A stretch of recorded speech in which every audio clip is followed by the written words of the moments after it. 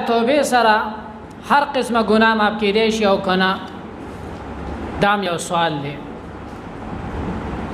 چې ګناه د سوي چې د بنده تعلق پکې نه وي حقوق العباد سره تعلق نه وي د چا حق نه خورلې صرف د الله تعالی حق وي هغه نه پرمانه په وجه نو داسې ګناه چې د الله نه پرمانه کې شوی او هغه د سزا به درکې نو داسې ګناه توبه سره معاف کیږي تر دې چې کفر او شرک ګناه هم صحیح توبه سره معاف کیږي او که چاته ګناه دسی وي چې د بنده حق پکې تعلق وي یتیم مال دې خړلې چاره تهمت ته غولې غیبت دې کړې ظلم دې پکړې غلا دې کړې دا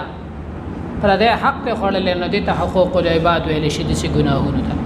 دا صرف توبه سره نه معاف کیږي بلکې د دې معافۍ لپاره ضروری دي چې اول دې سړی حق ادا کا